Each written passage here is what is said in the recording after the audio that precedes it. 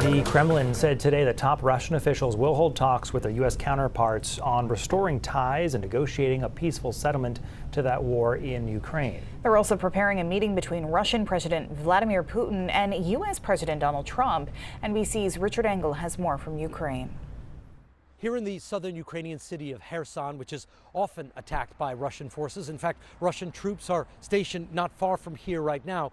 Ukrainians are watching what is happening, this push by President Trump to reach a peace deal, with mixed feelings. Obviously, they want the war to end. They want Russia to stop attacking because Ukrainians haven't been able to go to work. Children haven't been able to go to school here for years. They want to come out of their shelters and go back to living a normal life.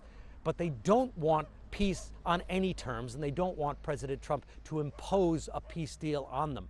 Currently, Russian forces occupy about 20% of this country, and Ukrainians know in order to have some sort of negotiated peace deal, they're going to have to surrender some of that territory, potentially all of that territory, to Russia. But in exchange for that, in exchange for what would be extraordinarily painful sacrifices, it would mean giving up large cities to Russia, which Russia occupied by force.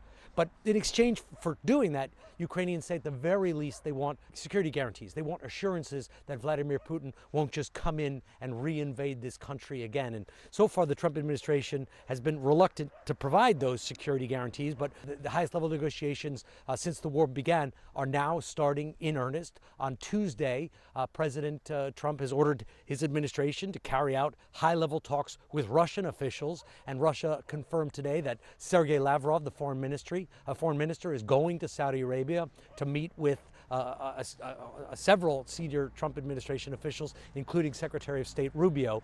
For now, the Trump administration is meeting separately with Ukrainian and Russian officials ahead of joint talks, which still need to be scheduled. Richard Engel reporting from Ukraine. The Trump administration's embrace of Putin is a new direction for U.S. policy, and leaders across Europe are scrambling to determine what this will mean in the years ahead. In fact, France is holding an emergency meeting of EU leaders and representatives from the United Kingdom.